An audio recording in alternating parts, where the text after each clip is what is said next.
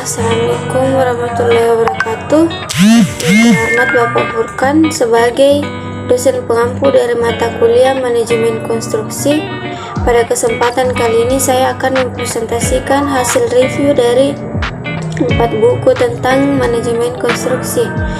Sebelum saya mempresentasikan, alangkah baiknya saya memperkenalkan diri dulu. Perkenalkan, nama saya Samsinar dari kelas 01 PTB dengan NIM 20020150009. Nah, langsung saja saya masuk dalam materi yang pertama, yaitu manajemen konstruksi.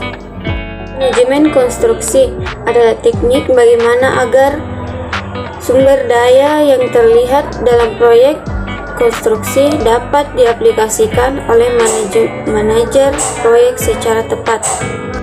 Tujuan manajemen konstruksi pada umumnya dipandang sebagai pencapaian suatu sasaran tunggal dan dengan jelas terdefinisikan.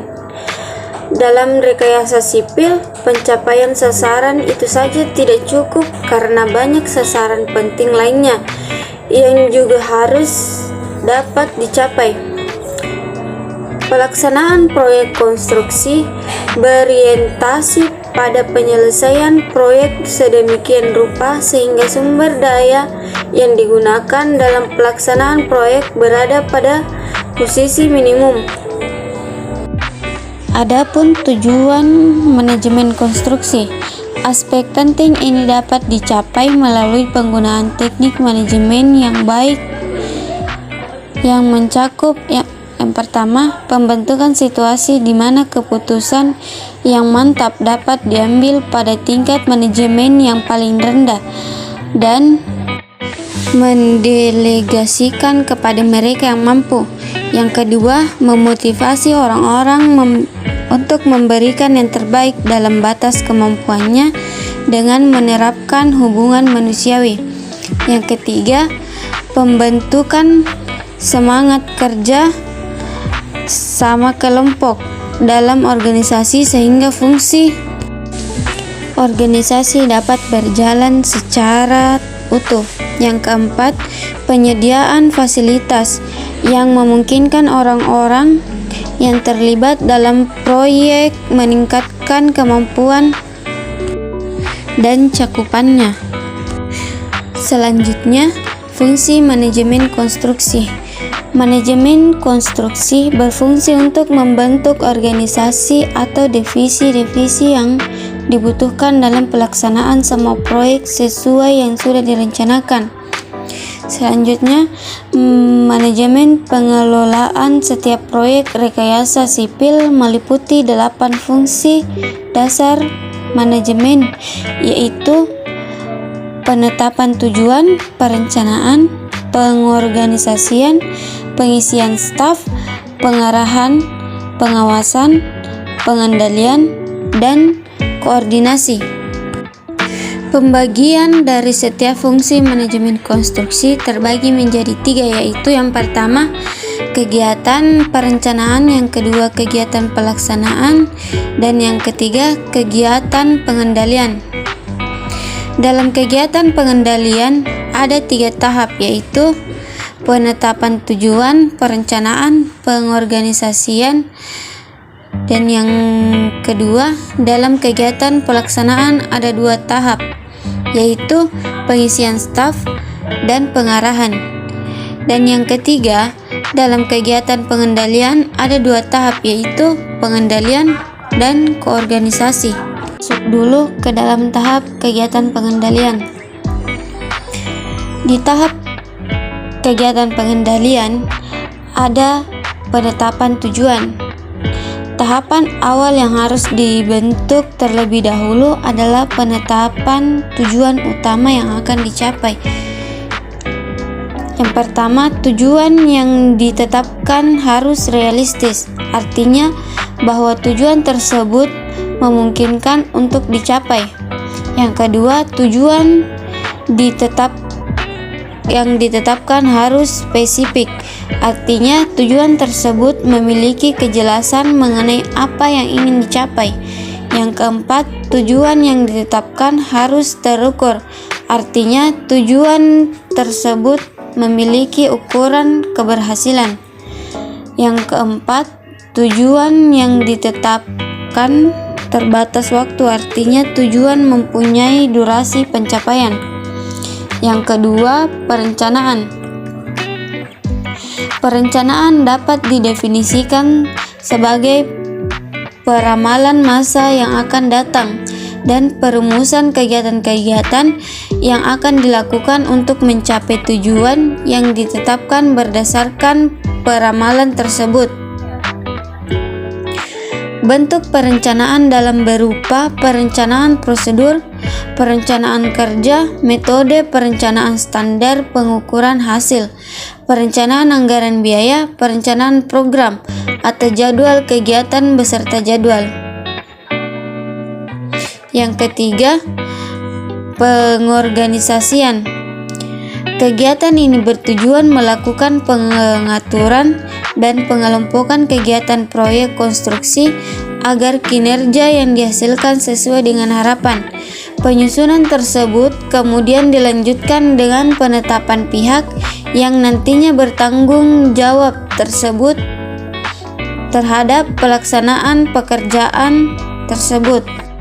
Selanjutnya, masuk ke dalam tahap kedua, yaitu kegiatan pelaksanaan.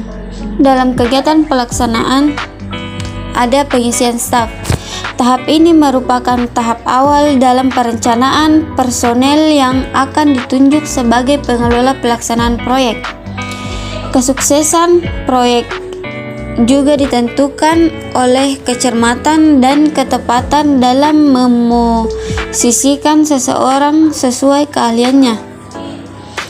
Pengisian staf adalah pengarahan, penempatan, pelatihan, pengembangan tenaga kerja dengan tujuan menghasilkan kondisi tepat personel, tepat posisi, dan tepat waktu. Yang kedua, pengarahan. Tahap ini merupakan tindak lanjut dalam tahap sebelumnya.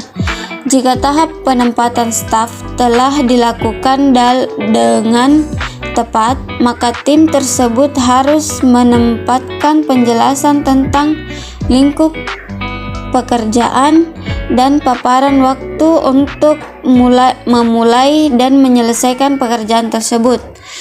Tahap pengarahan dapat didefinisikan sebagai kegiatan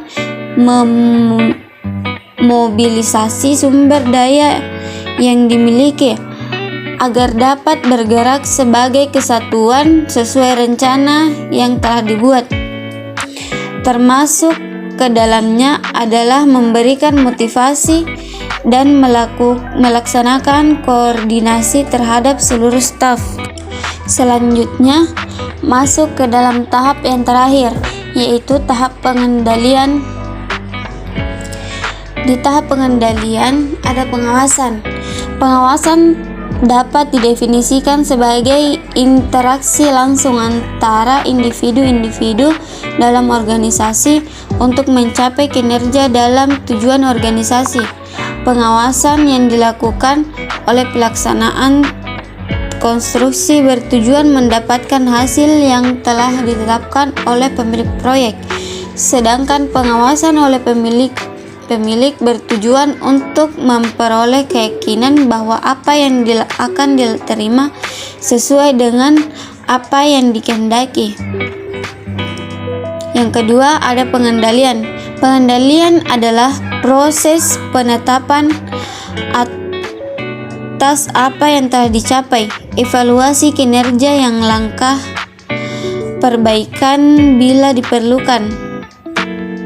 Proses ini dapat dilakukan jika telah ada kegiatan perencanaan sebelumnya, karena esensi pengendalian adalah membandingkan apa yang seharusnya terjadi dengan apa yang telah terjadi. Jika realisasi prestasi kegiatan melebihi prestasi perencanaan, maka dikatakan bahwa proyek dalam keadaan lebih cepat. Namun, apabila terjadi hal sebaliknya, maka dikatakan proyek terlambat. Yang ketiga, ada koordinasi. Pemantauan prestasi kegiatan dari pengendalian akan digunakan sebagai bahan untuk melakukan langkah perbaikan, baik proyek dalam keadaan terlambat atau lebih cepat. Semua permasalahan dalam proyek harus diselesaikan bersama antara pihak-pihak yang terlambat dalam proyek konstruksi, sehingga diperlukan agenda acara yang dipertemukan semua unsur. Jenis-jenis proyek konstruksi.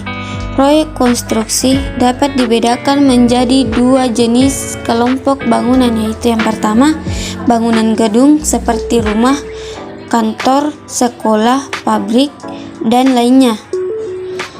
Ciri-ciri dari kelompok bangunan gedung ini adalah yang pertama, proyek konstruksi menghasilkan tempat pada kinerja atau tinggal.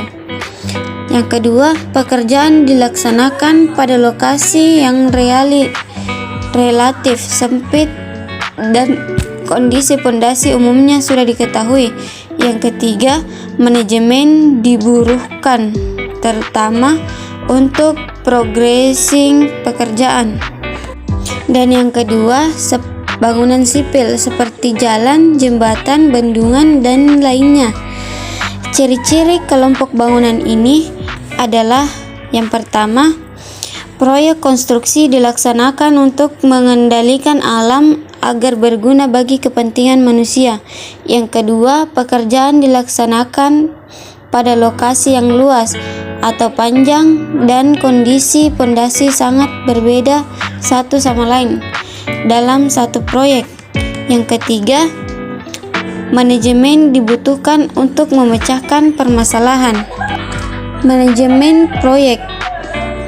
Menurut perumusan PMBOK, manajemen konstruksi adalah ilmu dan seni yang berkaitan dengan memimpin dan mengkoordinir sumber daya yang terdiri dari manusia dan material dengan menggunakan teknik pengelolaan modern untuk mencapai sasaran yang telah ditentukan, yaitu lingkup, mutu, jadwal, dan biaya, serta memenuhi keinginan para stakeholder.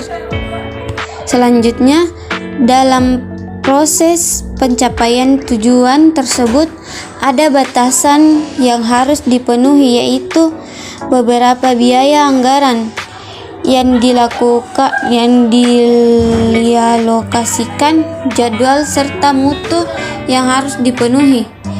Ketiga hal tersebut merupakan parameter penting bagi penyelenggara proyek yang sering diasosiasikan sebagai sasaran proyek. Ketiga batasan di atas disebut tiga kendala. Adapun tiga batasan tersebut yaitu yang pertama, anggaran. Proyek harus sudah dapat diselesaikan dengan biaya seminim mungkin tanpa mengurangi mutu yang telah direncanakan. Yang kedua, ada jadwal. Proyek harus dikerjakan sesuai dengan kurun waktu dan tanggal akhir yang telah ditentukan. Yang ketiga, mutu. Proyek atau hasil kegiatan harus memenuhi spesifikasi dan kriteria yang dipersyaratkan. Ketiga batasan tersebut bersifat tarik-menarik, artinya jika ingin meningkatkan kinerja produk yang telah disepakati dalam kontrak, maka umumnya harus diikuti dengan meningkatkan mutu. Hal ini selanjutnya berakibatkan pada naiknya biaya sehingga melebihi anggaran. Sebaliknya, bila ingin menekan biaya, maka biasanya harus berkompromi dengan mutu atau jadwal. Proses awal timbulnya suatu proyek. Adapun awal timbulnya proyek dapat berasal dari beberapa sumber berikut ini. Yang pertama, rencana pemerintah. Misalnya, proyek pembangunan prasarana seperti jalan, jembatan, bendungan, saluran irigasi, pelabuhan, lapangan terbang. tujuan lebih dititik beratkan pada kepentingan umum dan masyarakat. Yang kedua, permintaan pasar. Hal ini terjadi bila suatu ketika pasar memerlukan kenaikan suatu macam produk dalam jumlah besar, permintaan dipenuhi dengan jalan membangun sarana proyek baru.